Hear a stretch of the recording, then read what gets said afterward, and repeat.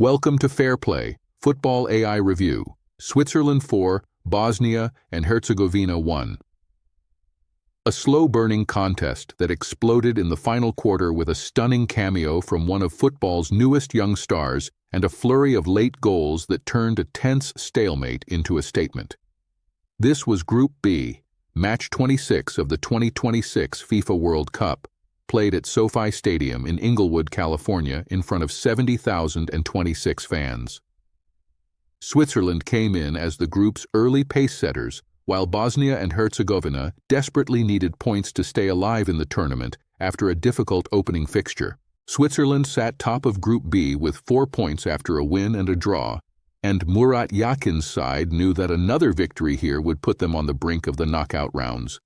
For Bosnia, ranked third with just 1 point from their opening match, this was effectively a must-win, or at the very least, a must-not-lose. The pressure weighed unevenly, and it showed in how both teams approached the contest. Switzerland came into the game with a fully fit squad, a relative luxury at this stage of a major tournament. Bosnia, by contrast, were dealing with unnamed injury absences that forced coach Sergej Barbares to name a squad with limited depth options in key areas.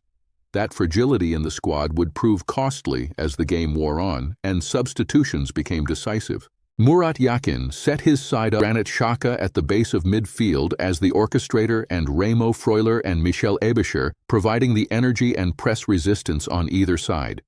Breel Embolo and Dan Ndoye flanked the attack, with Fabian Rieder in a free 8 role behind them. The intent was clear: dominate possession, stretch Bosnia's defensive shape, and create overloads wide. Barbares responded with a disciplined 4-4-2, designed to sit in 2 compact blocks and invite Switzerland to play in front of them.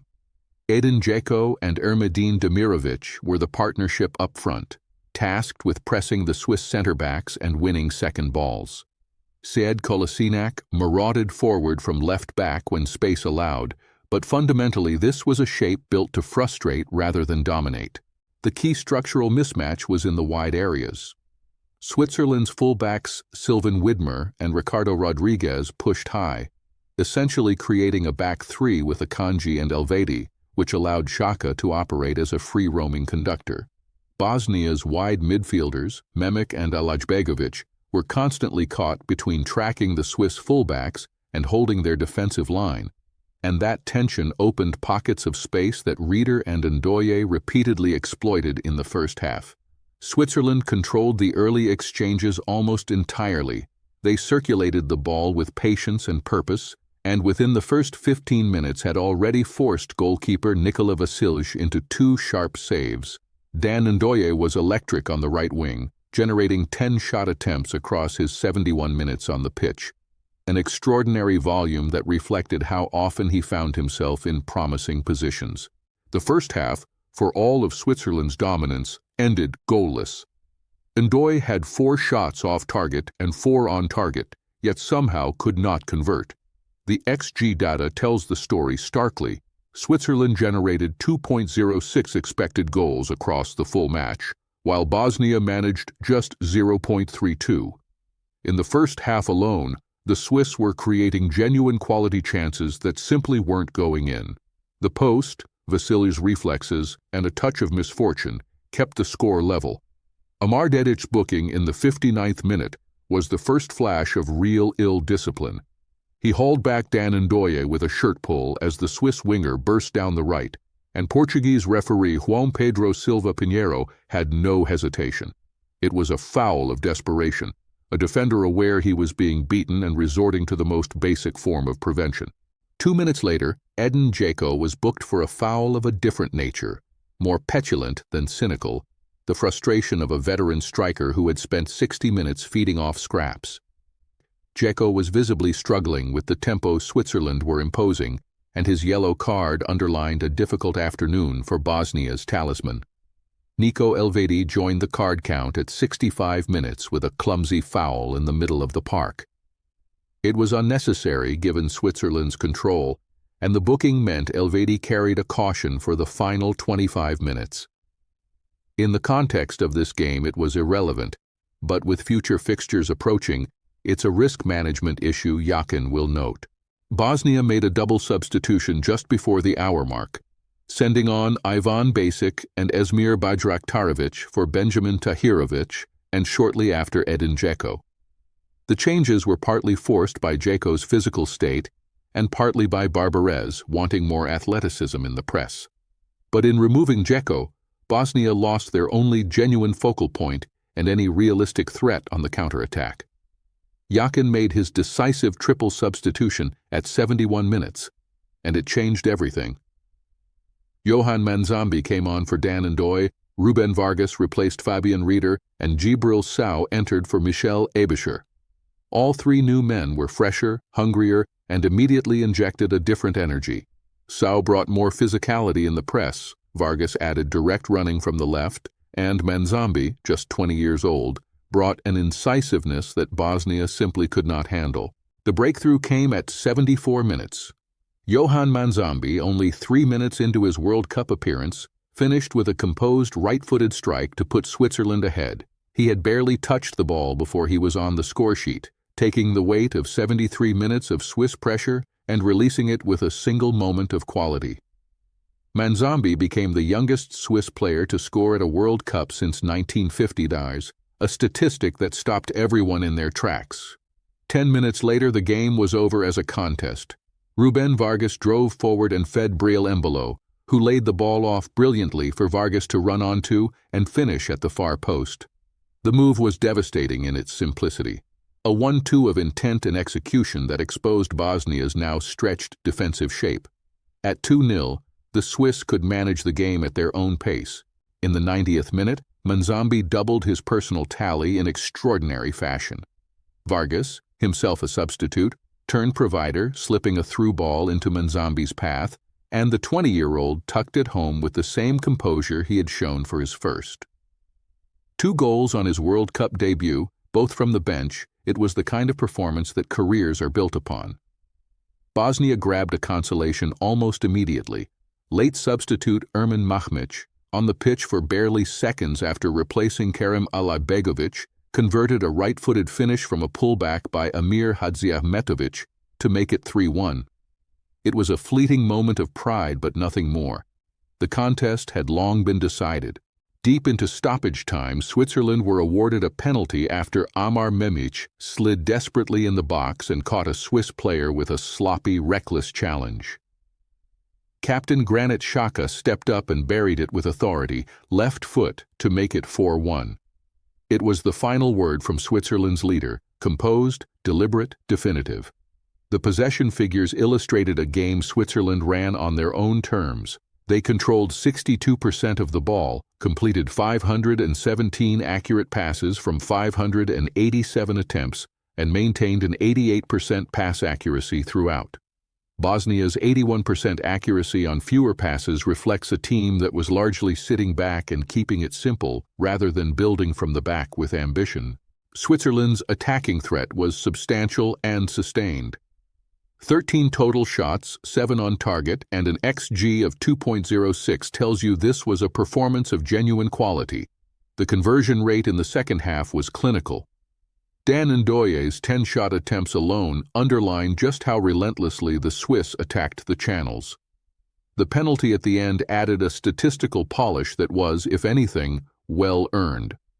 Bosnia's defensive performance was adequate in the first half and collapsed entirely in the last 20 minutes. Nikola Katic made 8 tackles and was Bosnia's most committed defender, but the backline was overwhelmed once Yakin's substitutes arrived. The key defensive failure was structural. As Bosnia chased the game and pushed forward with their late subs, they left acres of space in behind that Switzerland's quick transitions ruthlessly exploited. The standout performer for Switzerland was unquestionably Johan Manzambi.